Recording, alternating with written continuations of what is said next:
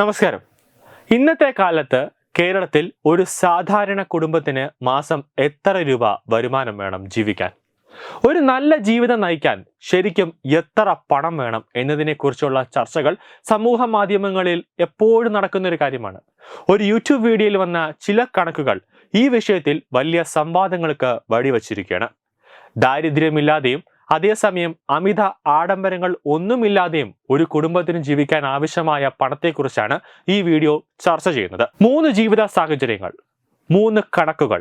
വീഡിയോയിൽ കേരളത്തിലെ ഒരു ഗ്രാമത്തിലുള്ള 4 അംഗ കുടുംബത്തിന്റെ, അതായത് സ്വാഭാവികമായി 2 മാതാപിതാക്കൾ, 2 സ്കൂൾ കുട്ടികൾ, അതായത് അച്ഛനും അമ്മയും 2 മക്കളും ഉണ്ടാവുന്ന ഒരു കൊച്ചു കുടുംബം.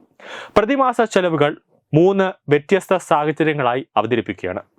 അടിസ്ഥാന ആവശ്യങ്ങൾ മാത്രം ഒരു കുടുംബത്തിന് അതിജീവനത്തിന് ആവശ്യമായ ഏറ്റവും കുറഞ്ഞ തുക മാസം 16,000 രൂപ വേണം. കറണ്ട് ബില്ല്, വാട്ടർ ബില്ല്, ഭക്ഷണങ്ങൾ, അടുക്കളയിലത്തെ പലവ്യഞ്ജനങ്ങൾ, പച്ചക്കറികൾ, പിന്നെ ആശുപത്രിയെങ്കിൽ ആശുപത്രി, വസ്ത്രങ്ങൾ, ഇതെല്ലാം കൂടെ വരുമ്പോൾ 16,000 രൂപ എന്നത് തികയില്ല. കാരണം ഹോസ്പിറ്റൽ ആവശ്യങ്ങളുണ്ടാകും. കുട്ടികളുണ്ടാകുമ്പോൾ കുട്ടികളുടെ വസ്ത്രങ്ങൾ, അവർക്ക് വേണ്ട വിദ്യാഭ്യാസത്തിന് വേണ്ട ബുക്കുകൾ, അങ്ങനെ A to Z വരെയുള്ള കാര്യങ്ങൾ ചെയ്യുമ്പോൾ 16,000-ന്റെ അപ്പുറത്തേക്ക് വരെ ഒരു മാസം ചെലവ് വരും. സാധാരണ മധ്യവർഗ ജീവിതം, ഒരു മാന്യമായ മധ്യവർഗ ജീവിതം നയിക്കാൻ മാസം 24,000 മുതൽ 30,000 വരെ വേണം. നഗരത്തിൽ ഈ തുക വാടകയ്ക്കും മറ്റു ചെലവുകൾക്കും കാരണം ഇതിലും ഉയരും.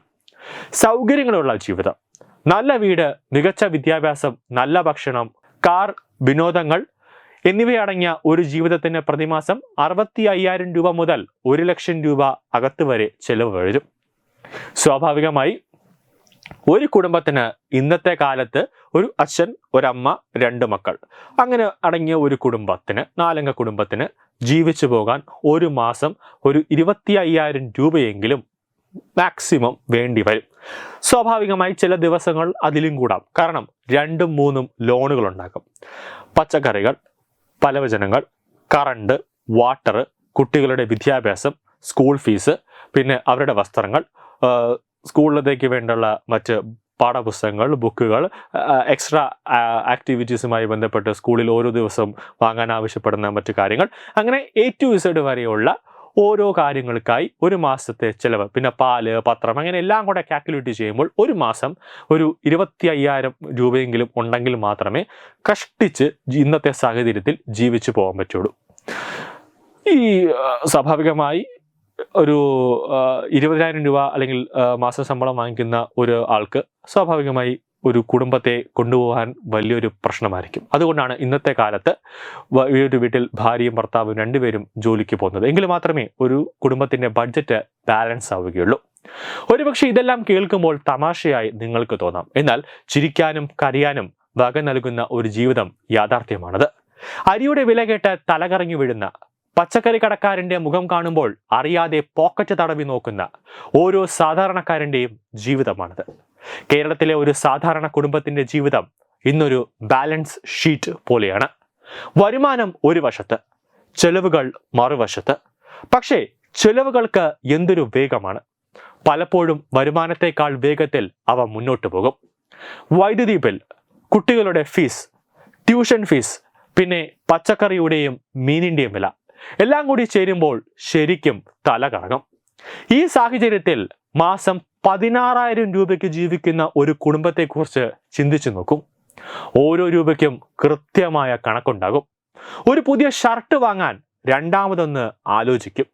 ഒരു സിനിമ കാണാൻ വർഷത്തിൽ ഒരിക്കൽ മാത്രം പോകും. ഇതൊരു സാങ്കല്പികമായ ഒരു കഥയല്ല, മറിച്ച് നമ്മുടെ ജീവിതം ചുറ്റും ജീവിക്കുന്ന ആയിരക്കണക്കിന് ആളുകളുടെ ഒരു ജീവിതമാണ്.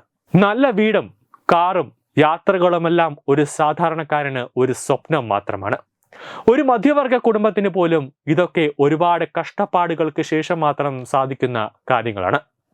ഇന്ന് 25,000-ഓ അതിൽ കൂടുതലോ വരുമാനമുള്ളവർക്ക് മാത്രമാണ് മാന്യമായ ജീവിതം നയിക്കാൻ സാധിക്കുക എന്നത് പറഞ്ഞാൽ അത് കണക്കുകൾ കൃത്യമാണ്.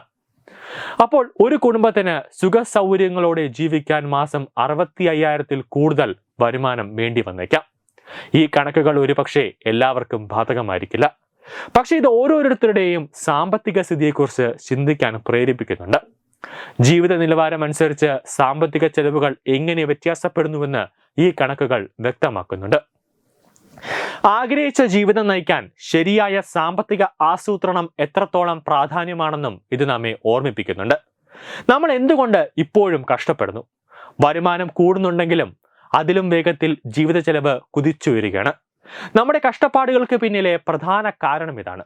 ഒരു സാധാരണക്കാരന്റെ വരുമാനം പെട്രോളിന്റെയും അരിയുടെയും വിലക്കയറ്റത്തിനൊപ്പം ഓടിയെത്തുന്നില്ല.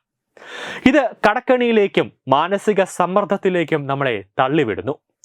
എന്തുകൊണ്ടാണ് ഈ സാഹചര്യം മാറാത്തത്? ഉത്തരം വളരെ ലളിതമാണ്. സമ്പദ് വ്യവസ്ഥയിലെ മാറ്റങ്ങൾ, പണപ്പെരുപ്പം, സർക്കാരിന്റെ നയങ്ങൾ എന്നിവയെല്ലാം ഇതിനെ സ്വാധീനിക്കുന്ന ഘടകങ്ങളാണ്.